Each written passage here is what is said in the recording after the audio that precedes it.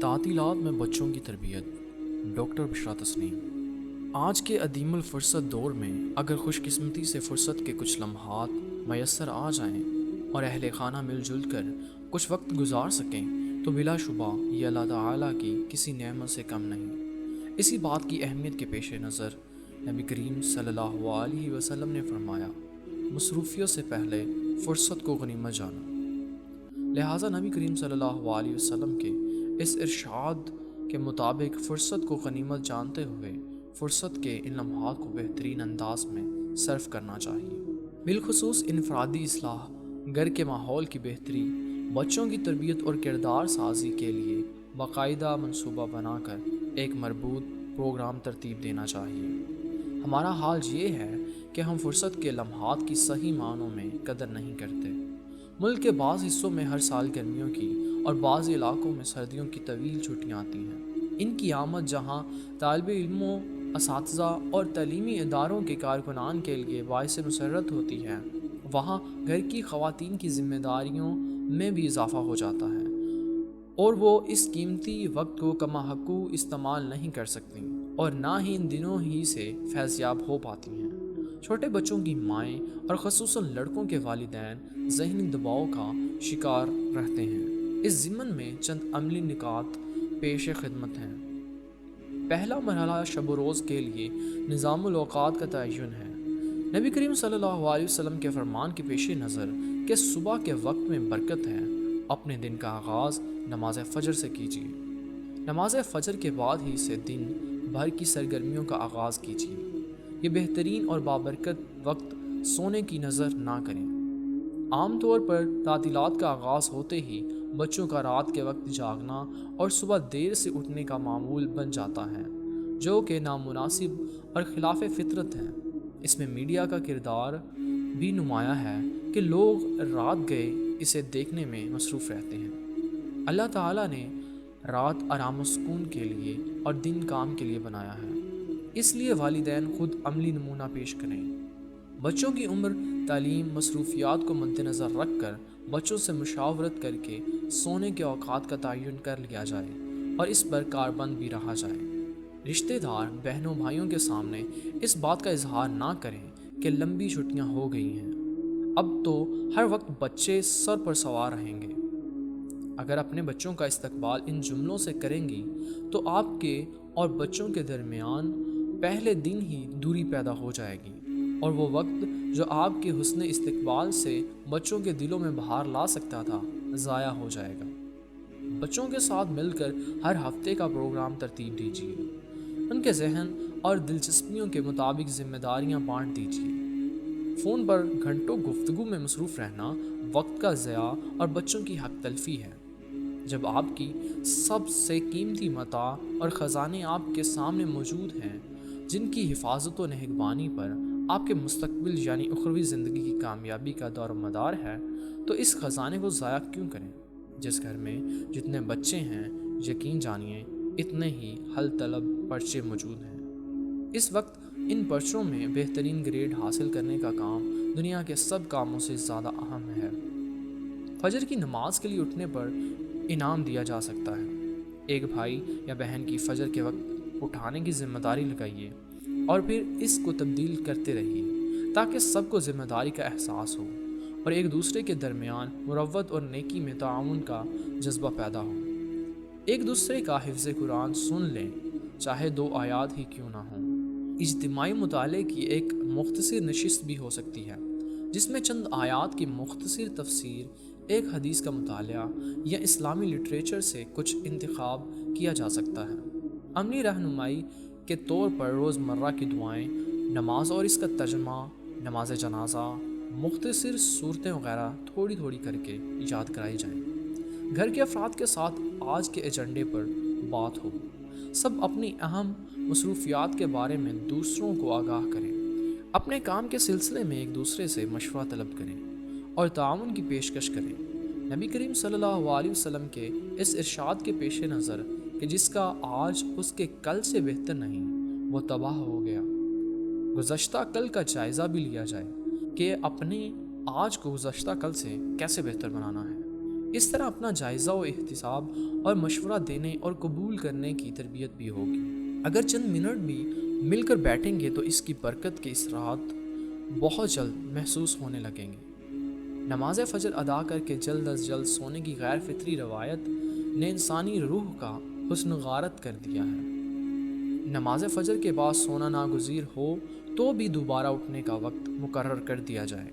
ایک زندہ قوم کی نشوونما کرنی ہے تو آج والدین زندہ لمحات کو اپنی زندگی میں جذب کریں۔ چھٹیوں میں سب اہل خانہ ناشتہ اور دونوں وقت کا کھانا ایک ساتھ کھائیں تو باہمی محبت میں اضافہ ہوگا۔ بچوں اور بچیوں کو جس قدر ہو سکے اپنے قریب رکھیے۔ کمپیوٹر ایسی جگہ پر رکھیں جہاں آپ اس پر نظر رکھ سکیں۔ اگر آپ کو کمپیوٹر سے کوئی لگاؤ نہیں تو اس کی تھوڑی بہت مشق آپ کو کرنی چاہیے۔ جب چھوٹے بچوں میں یہ احساس ہوتا ہے کہ ہم اپنے والدین سے زیادہ کچھ جانتے ہیں تو ایک احساس برتری پیدا ہوتا ہے۔ دوسرا، اکثر بچے اپنی ماں کو اندھیرے میں رکھتے ہیں کہ ہم کام کر رہے ہیں، حالانکہ وہ جو کچھ کر رہے ہوتے ہیں مائیں ان سے غافل ہوتی ہیں۔ کمپیوٹر نے اس دور کے ماں باپ کو سخت امتحان میں مبتلا کر دیا ہے۔ اکثر ماں باپ نے اس آزمائش و امتحان میں کامیاب نہ ہو سکنے کا اعلان کر کے جیسے خود کو بری الذمہ قرار دے لیا ہے۔ احساس مروت کو کچلنے والے آلات کا مقابلہ خلوص نیت، مستحکم ارادے، سچے ایمان اور مناجات کے ذریعے ہی کیا جا سکتا ہے۔ واقعی اگر ہم یہ راز جان لیں کہ کچھ ہاتھ نہیں آتا بے آہ سحرگاہی، اور جب تک آنکھیں اشک بار نہ ہوں تو مناجات بھی بے اثر رہتی ہیں۔ فرصت کے لمحات کو محض ٹیلی ویژن اور کمپیوٹر کی نظر نہ ہونے دیں۔ بچوں کی صلاحیتوں کو نکھارنے کے لیے ان کو متبادل مصروفیات اور مشاغل دیں۔ بچوں کو ان کی عمر اور ذوق کے لحاظ سے کوئی نیا کام سکھانے کی کوشش کیجیے۔ کاغذ کے کھلونے بنانا، کاغذ پر تصویر بنانا، رنگ بھرنا، سلائی کرنا، کسی ڈیکوریشن پیس کو صاف کرنا۔ والد لڑکوں کو ساتھ ملا کر گھر کی مرمت طلب اشیاء کو ٹھیک کر سکتے ہیں کہ مل جل کر گھر کے بگڑے کام سنوارنا بھی ایک فن ہے۔ آپ کو یہ کامیابی اسی صورت میں ملے گی جب آپ اپنی پوری توجہ، وقت اور معاونت بچے کو مہیا کریں گی۔ اسکول کے ہوم ورک کی مرحلہ وار تقسیم کر کے اپنی نگرانی میں روزانہ تھوڑا تھوڑا کام کروائیے۔ ٹیوشن پڑھوانا مجبوری ہو تو بچے کے معاملات پر نظر رکھیں۔ گھر میں لون یا کیاری کی جگہ ہو تو بچے کو کوئی پودا اگانے اور اس کی نگہداشت کرنا سکھائیے۔ بچوں کی ضروریات ہی پورا کرنا کافی نہیں، بلکہ انہیں وقت اور توجہ کی ضرورت بھی ہوتی ہے۔ اپنی مصروفیات میں سے اس کے لیے بھی وقت رکھیں۔ یہ بچوں کا حق ہے جو انہیں ملنا چاہیے۔ والدین کی شفقت سے محرومی کے نتیجے میں بچے احساس محرومی کا شکار ہوتے ہیں۔ یہی جذبہ منفی رخ اختیار کر لے تو بچے غلط صحبت اختیار کر لیتے ہیں اور انتقامی جذبہ سر اٹھا لیتا ہے۔ بچوں کے دوستوں کو گھر بلوائیے اور ان کی عزت کیجیے، ان کو توجہ دیجیے تاکہ وہ آپ پر اعتماد کریں۔ بچوں کے دوستوں کے گھر والوں سے بھی تعلقات بہتر رکھیے۔ اگر آپ کے خیال میں ان کے گھر کے ماحول سے آپ مطمئن نہیں تو بچے کو برملا نہ کہیں۔ حکمت و تدبر سے کام لیجیے تاکہ آپ کے اور بچے کے درمیان اعتماد کے رشتے کو ٹھیس نہ پہنچے۔ بچوں میں ذوق مطالعہ کو پروان چڑھانا، اس کی تسکین کا سامان کرنا ایک اہم فریضہ ہے۔ اچھی کتب و رسائل پڑھنے کو فراہم کریں۔ بچوں کو کہانی سننا اچھا لگتا ہے، دلچسپ انداز میں کہانی سنائیے۔ بچوں کے ساتھ بیٹھ کر کہانی پڑھیے اور پھر اس پر بات چیت ہو۔ ذوق مطالعہ بڑھانے میں یہ مددگار ہو سکتا ہے۔ کسی اچھی لائبریری کا تعارف کروائیے اور معیاری کتب منتخب کر کے دیں۔ اس طرح اسلامی لٹریچر اور علم کی ایک وسیع دنیا تک ان کی رسائی ہو جائے گی۔ اچھائی اور برائی کے پہلو کی بچے کی عمر کے مطابق وضاحت کریں۔ قرون اولیٰ کے بچوں کی ایمانی کیفیت اور اعلیٰ اخلاق و کردار کی کہانیاں سنائی جائیں۔ جن تعلیمی اداروں میں ہم اپنے بچوں کو تعلیم دلوا رہے ہیں وہاں کے ماحول اور نصاب تعلیم کے برے اثرات آپ کو اپنی محنت و خلوص سے ہی ختم کرنے ہوں گے۔ اگر ختم نہ بھی ہوں تو آثار کم تو کرنا ہی ہے۔ آپ محنت کے مکلف ہیں۔ 2-2.5 ماہ بچے آپ کے لیے عذاب جان نہیں، بلکہ بچوں کی تربیت کے پیش نظر انہیں توجہ دینا، وقت لگانا ان کا بنیادی حق اور تربیت کا ناگزیر تقاضا ہے۔ یہ آپ کا اخلاقی فریضہ ہی نہیں بلکہ آپ اس کے لیے خدا کے ہاں جواب دہ ہیں۔ آپ راعی ہیں، اپنی رعیت کی نگہبانی آپ نہیں کریں گے تو اور کون کرے گا؟ نبی کریم صلی اللہ علیہ وسلم کے فرمان کے مطابق آپ اپنی اولاد کو اچھی تعلیم و تربیت کی صورت میں بہترین تحفہ دے سکتے ہیں۔ روزانہ نہ صحیح، ہفتے میں چند احادیث بچوں کو ضرور یاد کروائیں۔ اللہ تعالیٰ کی طرف سے انعامات، محبت کے مظاہر یاد کرواتے رہیں تو بہترین نتائج حاصل ہو سکتے ہیں۔ کلام اقبال کے مختلف حصے بھی یاد کرائیں، یہ چیز بھی ان کی تربیت پر بڑی خوبی سے اثر انداز ہوگی۔ آج کے بچے کل کے قائد ہیں۔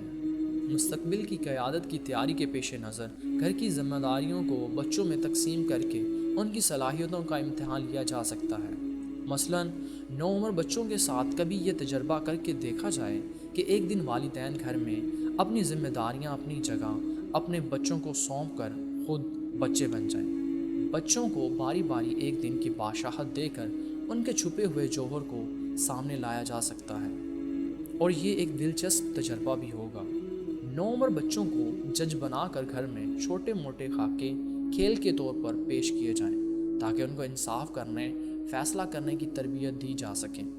بچوں کی لڑائی میں صلح کرانا، ان کی شرارتوں نادانیوں کی اصلاح کرانے کے لیے ان سے تعاون لیا جا سکتا ہے۔ جب نوعمر بچوں سے ذمہ دار اور قابل اعتماد ہستی کے طور پر برتاؤ کیا جاتا ہے تو ان کی خوابیدہ صلاحیتیں بیدار ہوتی ہیں۔ نوعمر بچوں کو احساس دلانا کہ وہ گھر میں اپنے چھوٹے بہن بھائیوں کے لیے راعی ہیں، لہٰذا شفقت و محبت اور تحمل و برداشت سے ان کی بہتری کے لیے کوشاں رہیں۔ والدین کی نگرانی اور توجہ سے تربیت کا یہ عمل اگر آگے بڑھتا رہے تو ایک اہم پیش رفت ہے۔ لڑکوں کو باجماعت نماز کی عادت پختہ کرائیے۔ گھر میں فیملی کے ساتھ بھی کبھی کبھار باجماعت نماز ادا کی جا سکتی ہے۔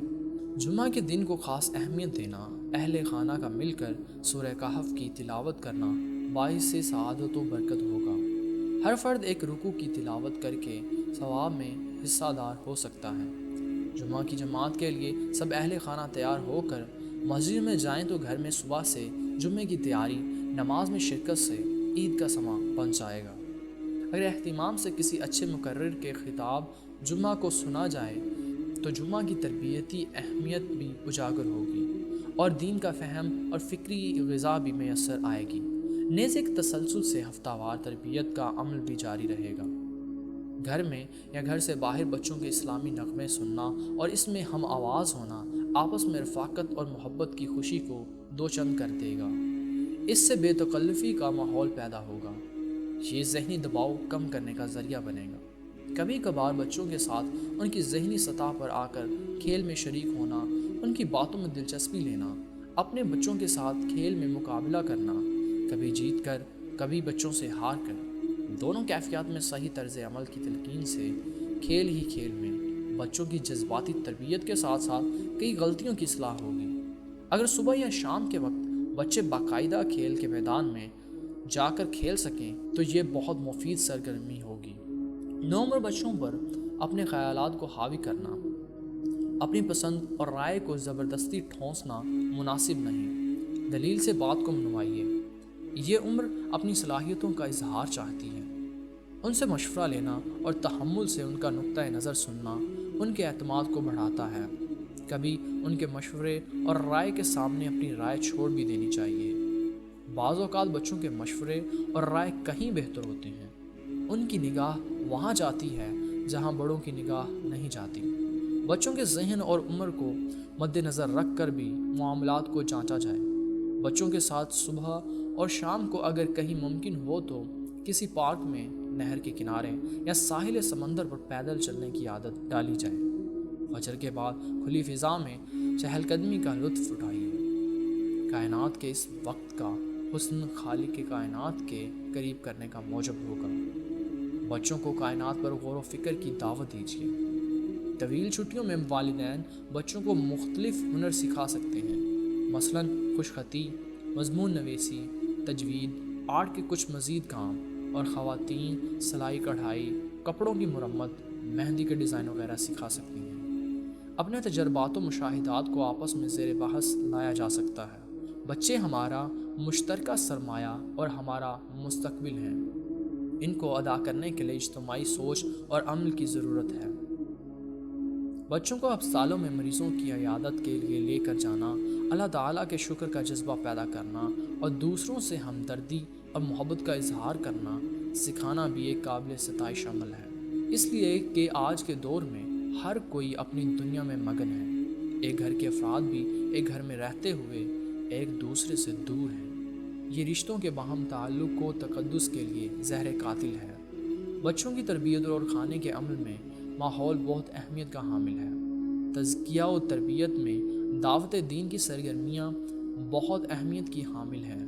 اگر آپ کے ہاں درس قرآن، دوست احباب کو دعوت دینا، لٹریچر تقسیم کرنا، خدمت خلق کے تحت مستحق افراد کی مدد کرنا اور امدادی سرگرمیوں میں حصہ لینے کا معمول ہو تو یہ عمل بغیر کسی نصیحت اور تلقین کے بچوں کو خود بخود سیکھنے کا ذریعہ بن جائے گا۔ اس طرح امت کے فرض منصبی نبی کریم صلی اللہ علیہ وسلم کے مشن اور فریضہ اقامت دین کو فطری انداز میں بخوبی ادا کیا جا سکتا ہے اور بچوں کو تحریک سے وابستہ کیا جا سکتا ہے۔ بیرون ملک رہنے والے پاکستان بچوں کو پاکستان کے حالات سے آگاہ کرنا، پاکستان کی تاریخ سے آگاہ کرنا، وطن اور امت محمدیہ سے محبت کا جذبہ پیدا کرنا والدین کی اولین ذمہ داری ہے۔ اگر والدین خود پاکستان کے بارے میں منفی گفتگو کریں گے تو وہ بچوں کو وطن کی محبت کیسے سکھائیں گے؟ بیرونی ملک مقیم پاکستانی بچے جو انگریزی بولنے اور پڑھنے پر فخر محسوس کرتے ہیں، ان کے والدین کو احساس کرنا چاہیے کہ یہ بچے پاکستانی ہو کر بھی پاکستانی نہ ہوں گے تو پھر ان کی شناخت کیا ہوگی؟ خصوصاً وہ پاکستانی بچے جو شرق اوسط میں یا ان ملکوں میں رہتے ہیں جہاں ان کو وہاں کی شہریت بھی نہیں مل سکتی، تو وہ آخر کار پاکستانی پاسپورٹ پر ہی پاکستان آئیں گے۔ اگر اپنے وطن سے پیار ہی نہ ہو تو وہ اس کے لیے عملی خدمات کیسے انجام دے سکیں گے؟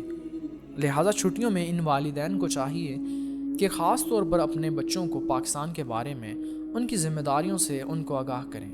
اگر ممکن ہو تو اپنے وطن کی سیاحت اور عزیز و اقارب سے ملاقات کا پروگرام بھی بنائیں۔ اس سے جہاں وطن کی قدر پیدا ہوگی وہاں بہت سے چاہنے والوں کی پرخلوص محبتیں بھی ملیں گی جو قربت کا باعث ہوں گی۔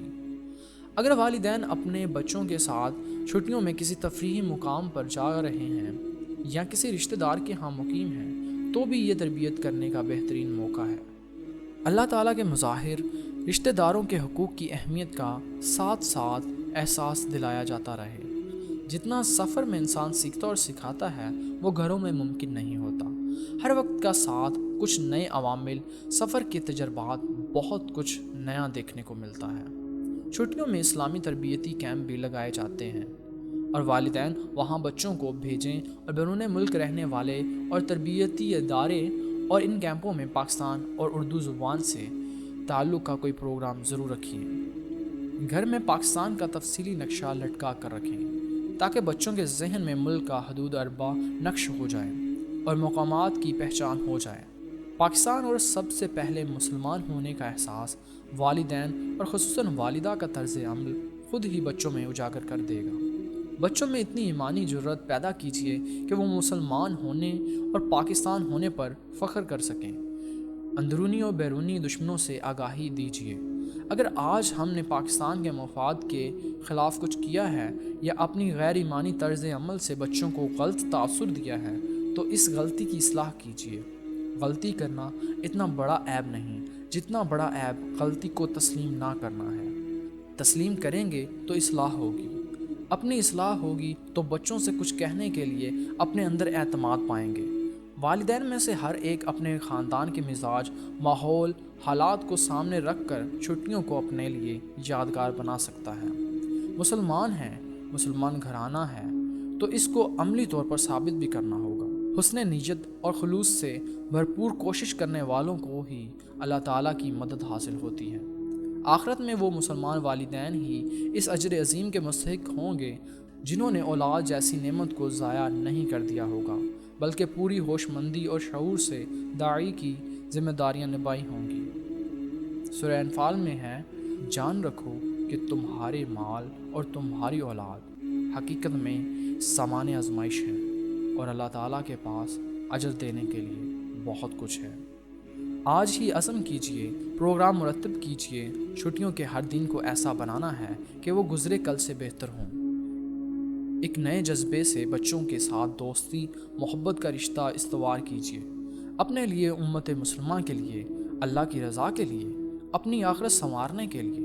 ضروری نہیں کہ وہ سب منصوبے جو آپ بنائیں وہ پورے ہوں، حالات و واقعات ان میں رد و بدل کروائیں گے، لیکن آپ نے اس رد و بدل میں بھی اپنا اصلی ٹارگٹ نہیں بھولنا۔ بچے آپ کا قیمتی خزانہ ہیں، ان سے غافل نہیں ہونا۔ ایک بات کا خاص طور پر خیال رکھیں کہ نبی کریم صلی اللہ علیہ وسلم کو وہ عمل زیادہ محبوب ہے جو ثابت قدمی سے مسلسل کیا جائے۔ لہٰذا فرصت کے لمحات اور چھٹیوں کے لیے جو نظام الاوقات اور تربیتی امور طے کر لیں انہیں باقاعدگی سے انجام دیں، اور چھٹیوں کے بعد بھی یہ سلسلہ جاری رکھیں، تب ہی مؤثر اور نتیجہ خیز تربیت ہو سکے گی۔ اپنی تمام تر کوششوں کے ساتھ اللہ تعالیٰ سے مدد، استعانت اور دعاؤں کا خصوصی اہتمام بھی ضرور کیجیے۔ اللہ تعالیٰ سے اپنے شریک زندگی اور اولاد کے بارے میں ہمیشہ وہ دعا کرتے رہیں جو جد الانبیاء سیدنا ابراہیم کیا کرتے تھے: ربنا ہب لنا من ازواجنا وذریاتنا قرۃ اعین واجعلنا للمتقین اماما۔